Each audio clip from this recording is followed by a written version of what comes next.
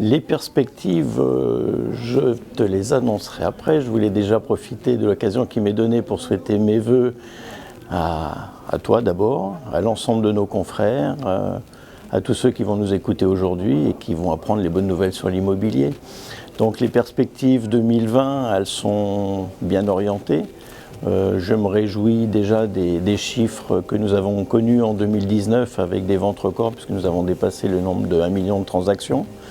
Les autres métiers de l'immobilier se portent bien aussi également, que ce soit l'administration de biens et pour les syndics de copropriété. Donc perspective 2019 bien orientée et la suite 2020, j'espère qu'on sera également sur une même lancée. Nous avons beau avoir un climat social un peu compliqué qui perturbe l'activité de nos confrères, notamment en transaction, puisqu'ils ont du mal à se déplacer pour certains. Préoccupations des Français ne sont pas toujours à chercher un bien immobilier quand on est un petit peu entravé dans sa vie quotidienne et dans son travail. Mais j'ai bon espoir que les choses reviennent et retrouvent la lumière. Les prix immobiliers sont toujours orientés très bas. Les prix augmentent mais de façon raisonnable. Je ne me fais pas toujours des amis en disant que Paris n'est pas très cher. Paris a un prix important. Les gens ont des difficultés à se loger et acheter, c'est vrai. C'est plus parce qu'ils ne gagnent pas assez d'argent que le prix réel de Paris.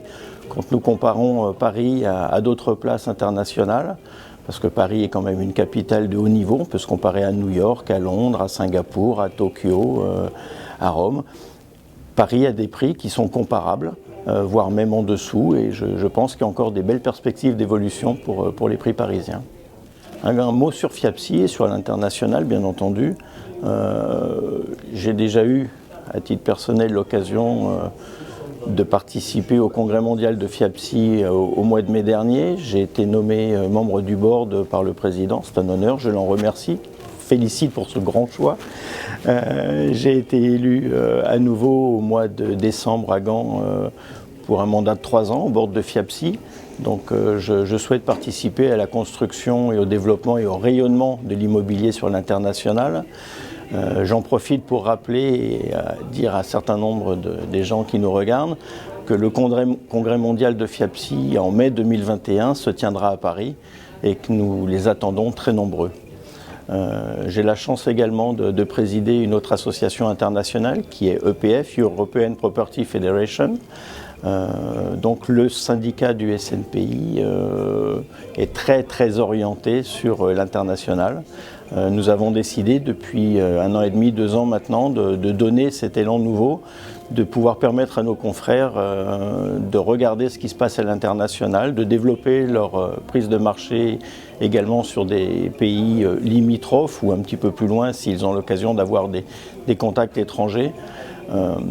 J'ai toujours le sentiment que même s'ils ne réalisent pas d'affaires régulières avec des confrères étrangers, ils peuvent toujours s'enrichir, à les rencontrer, à échanger leurs cartes de visite, à voir les pratiques immobilières qui se passent dans d'autres pays.